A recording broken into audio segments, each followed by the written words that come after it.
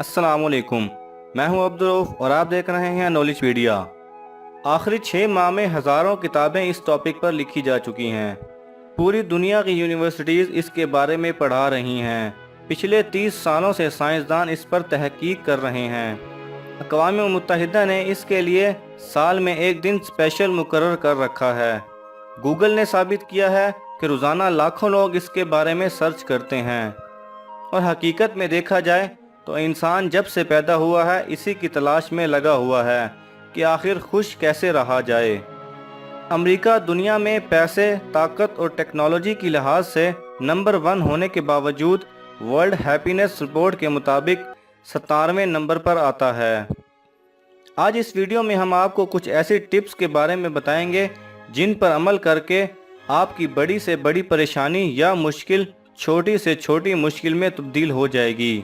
आपके हालात जैसे भी हों, आपको खुश रहना आता होगा।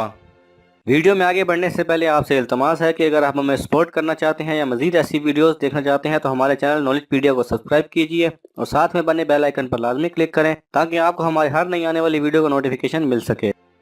अब आप पर जब भी कोई मुश्किल आए या आपका कोई नुकसान हो तो अपने आप को एक साल आगे ले जाइए कि एक साल बाद आपको ये परेशानी या नुकसान कैसा महसूस होगा। मसलन अगर आपका बटुआ गुम हो जाता है तो अपने आप को फ़ौरन एक साल आगे ले जाएं कि क्या एक साल बाद भी आपको इतना ही दुख महसूस होगा जितना आज हो रहा है। अगर इंटरव्यू में सिलेक्शन नहीं हुई या आपकी नौकरी चली गई या अपनी बीवी से लड़ाई हो गई तो फ़ौरन चुटकी बजाकर अपने आप को एक साल आगे ले जाएं और महसूस कीजिए कि क्या आपको तब भी इतना ही दुख या परेशानी होगी जितनी कि अब हो रही है। अगर आपको इन सवालों का जवाब नहीं में मिलता है तो भाई जो काम आपने एक साल बाद करना है वो अभी क्यों ना कर लें।